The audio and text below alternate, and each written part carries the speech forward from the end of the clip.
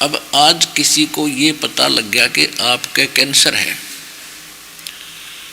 और उसके घर में चाहे ब्याह हो छोरे का लड़के का, और उसको कोई नो कहे आजा डांस कर ले, नो कहे तू जा मेरा अपना काम करे, हो रहा डांस, मेरी तो शातान हो रही है, अब करके दिखाओ डांस, बजाओ डीजे, सुनो गाने।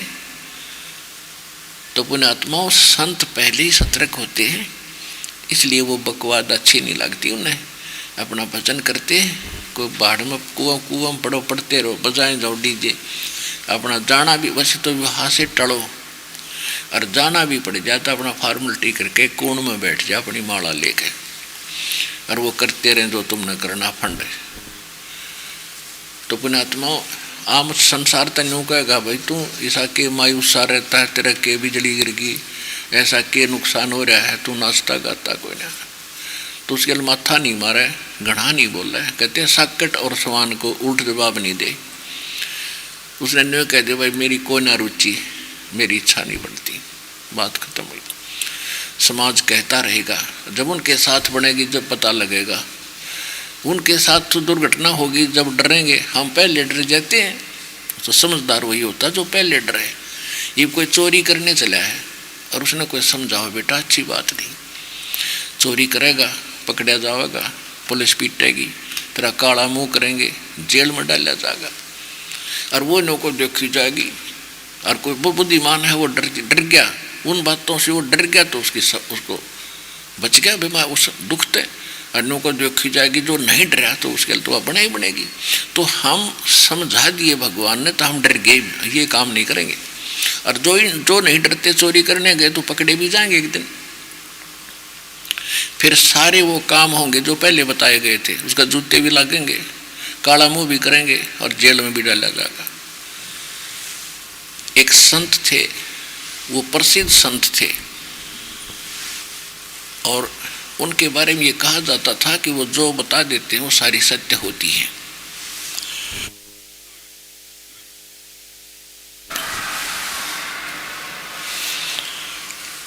तो एक साहूकार सेठ व्यक्ति था, वो भी उस संत के आश्रम में जाने लगा।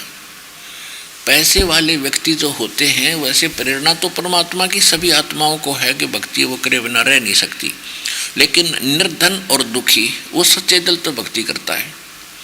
और पैसे वाले जो हैं ये थोड़े से फॉर्मेलिटी के नहीं करा करें। परमात्मा आत्मा तो उनको धक्कारती है, वो जाते हैं और कोशिश भी करते हैं भक्ति करने की, लेकिन माया का जो विष उनके अंदर है वो सेट होने नहीं देता, उनमें कुछ न कुछ बकवाद भरी रहती है। तो एक सेठ जाता था महात्मा के पास, जाने लगा, एक दो दिन देखा उसने।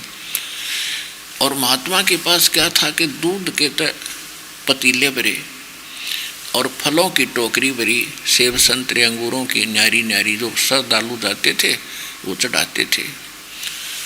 और संत जी थे पतले दुबले से। तो सेठ कहने लगा कि महाराज जी आप बड़े चिंतित से रहते हो, कुछ खाते पीते नहीं, क्या बात है? सब कुछ आपके पास ठाठ है, दूध भी है, फल भी है, मिठाई भी रखी है। तो संत कहने लगा भाई मुझे चिंता है, जबरदस्त चिंता है। अब साधु संतों को भी क्या चिंता होती है महाराज जी, आप तो फकड़ फकीर हो। सेठ बोला, परमात्मा संत जी बोले भाई मुझे घनी चिंता है। किस चीज की चिंता है महाराज जी? कि भाई मेरी मौत आवेगी, मनवा मौत दिखाई दे से। अब लाला जी ने सोचा कि तो बाबा जी आज काल में मरता होगा। अब जी कब की मौत साहब की कि भाई 40 साल रह रहे हैं, 40 साल के बाद मरूंगा। बताओ तो जो भैया, अब ये तो सब नहीं मरना है, वही यह भी कोई बात हुई है? महात्मा होकर आप कैसी बातें करते हैं?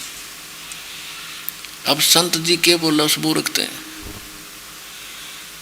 भाई ठीक है, मन मुझे तो मेरे हृदय तो वह बात उतरती है कोई ना, मन तो 40 दिन बाद से मेरी मौत आज दिखाई दे से।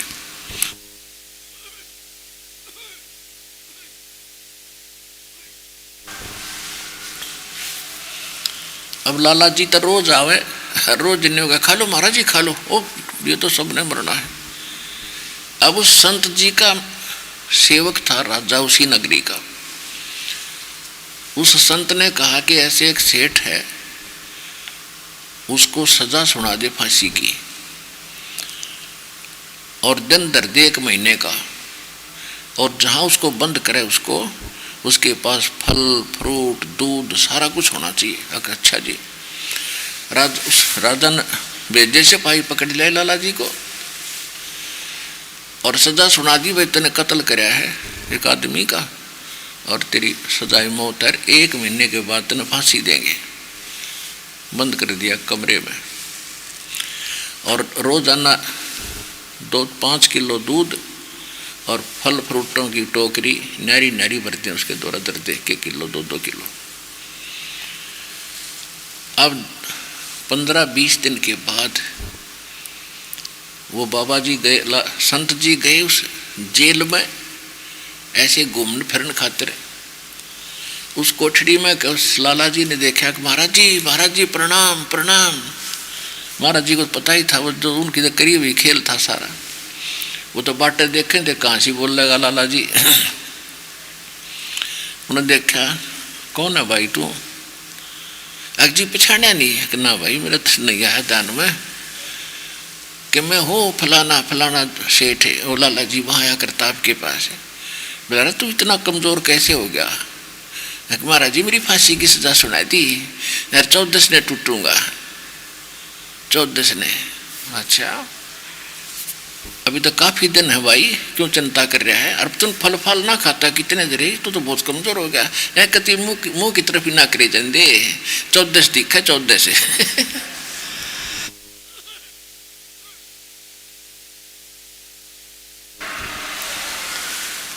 मन तो मौत दिखे, मौत ना खाई देते।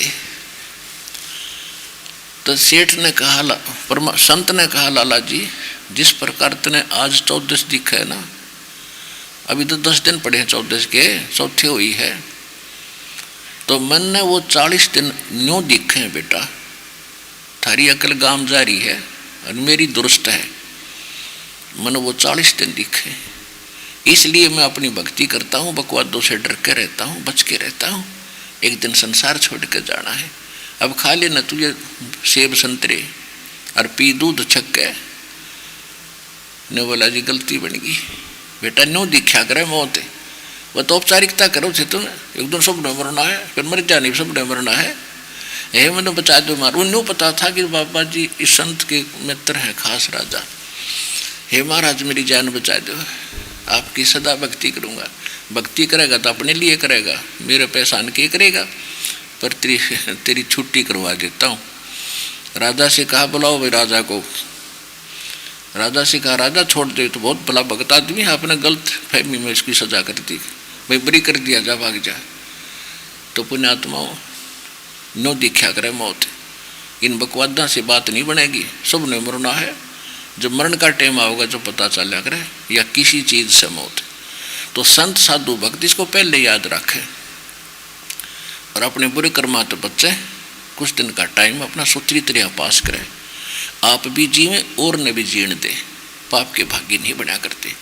भक्ति करे, भाव चलते रहे, सतगुरु शरण आई रे।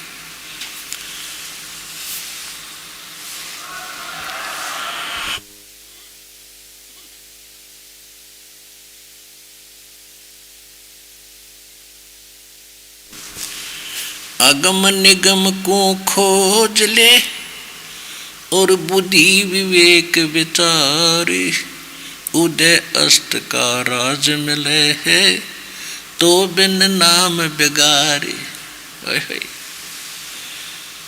अब एक एक शब्द इस परमात्मा के सुख संवेद का। हालांकि हृदय आत्मा ने जब होश में होता है, अब क्या कहा कि अगम निगम को खोज ले।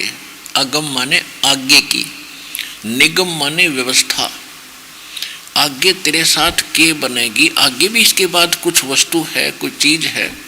इतना ही काम नहीं है जितना इस जीवन में आपने मान रखा है। और थोड़ा सा बुद्धि विवेक विचार, उदय अस्त का राज मिले तो बिन नाम बिगारे।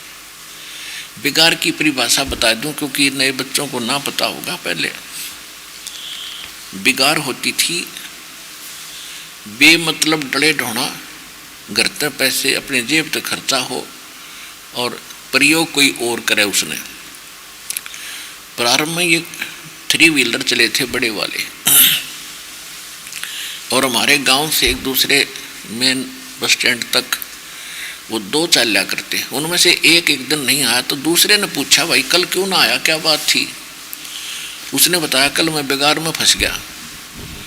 बिगार क्या होती थी कि पहले पुलिस वालों के पास ये व्हीकल नहीं होते थे थानों में, ये यूँ किसी किराए वाले को पकड़ लेते थे जो सवारी ढोया करते, फ्री में ले जाया करते। वो तेल भी अपने पल्ले तो डाला करता सारे दिन का, और चौनी मिलनी नहीं, और पहिया टिक्का नहीं, सारा दिन इधर चल उधर चल। तो वो कह रहा था कि 200 रुपये का तो पेट्रोल लग गया मेरा। उस समय पेट्रोल की होती थी, और उस समय का 200 का आज का 20,000 का समझ ले।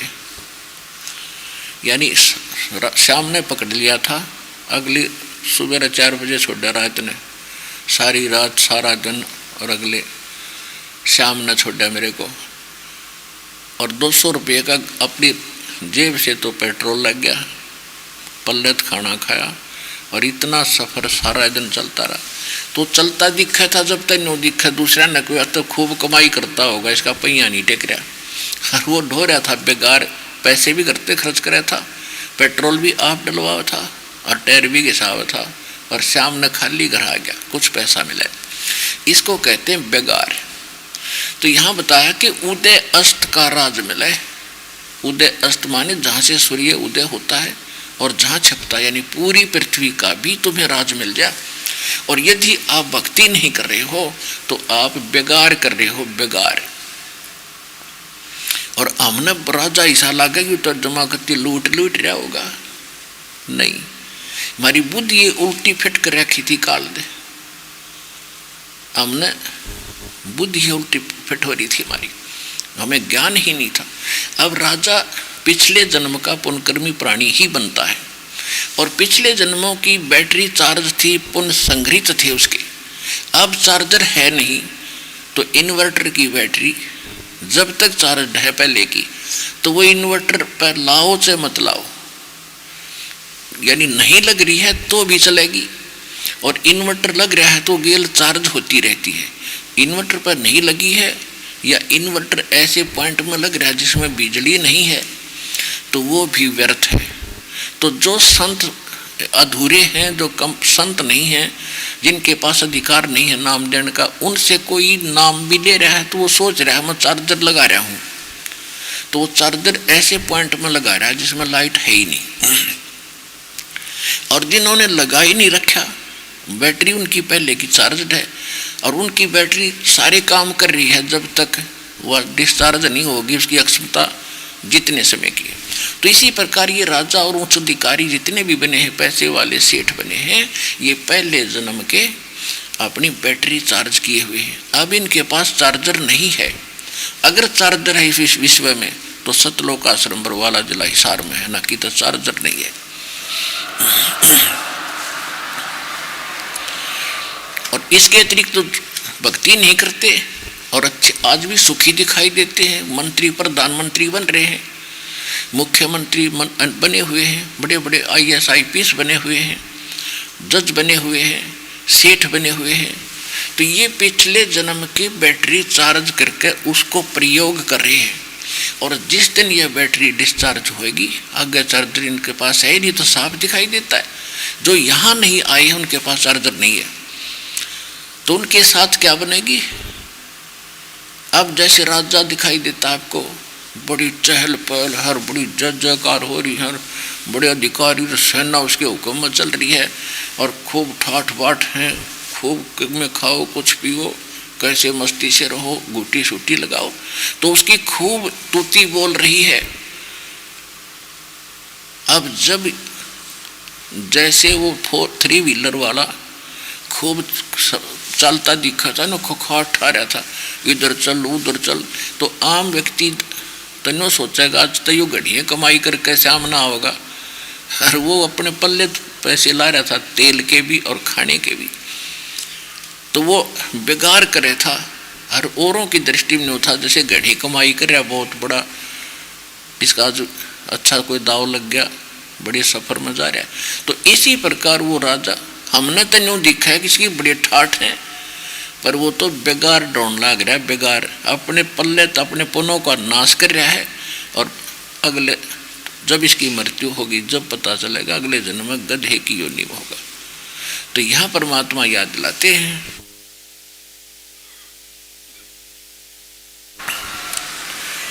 अगम निगम को खोज ले बुद्धि विवेक विचारे, उदय अस्त का राज न ले तो बिन नाम बिगारे।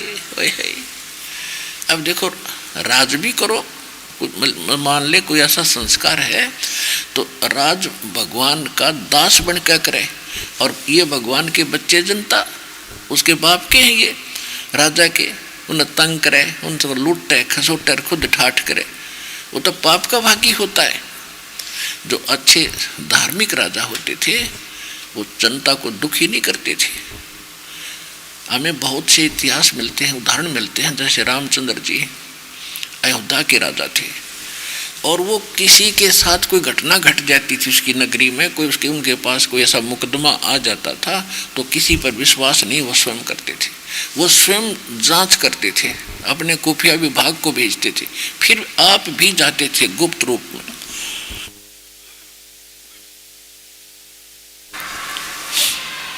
और वो डरते थे इस बात से कि कोई हमसे ऐसी घटना ना हो जाए, कोई किसी को नाजायज दुख ना दिया जाए, भगवान रूस जाएगा। तो इस प्रकार राज्य करे वो ठीक राजा हो चाहे रंग, फिर तो भगवान से डरने वाला व्यक्ति मार नहीं खाता, अपनी मजदूरी ड्यूटी समझ कर अपना काम करे, लेकिन ऐजे अपने आप को मालिक मान कर नहीं रहे, नहीं तो घना दुखी हो जाएगा।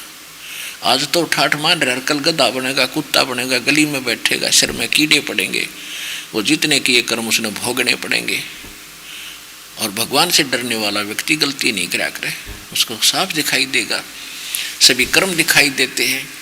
तो इस सत्संग के माध्यम से जनता को दास ये बताना चाहता है कि जो तुम कर रहे हो ये भोगना भी पड़ेगा। तुमने उस दरगाह का मैल नहीं देखा, और धर्मराज के तिल तिल का लिखा, चिट्टी पायल बाजे पैर, साहेब सुनता है सब लहर। नो ना सोचो, भगवान आप सोचते हो ना, वो भी भगवान को सुनाई देता है, बोलना तो दूर की बात है। यदि चींटी यानी कीड़ी के पैर की पायल बना दी जा, और यदि उसका भी आवाज हो, नॉइस हो, परमात्मा उसको भी सुनेगा। कहने का भाव ये है, चिट्टी की पायल क्या बनेगी, उसकी आवाज क्या होगी, यानी इतना भी वो, इतनी आवाज को भी मालिक सुनता है, उससे कोई चीज छुपी नहीं है।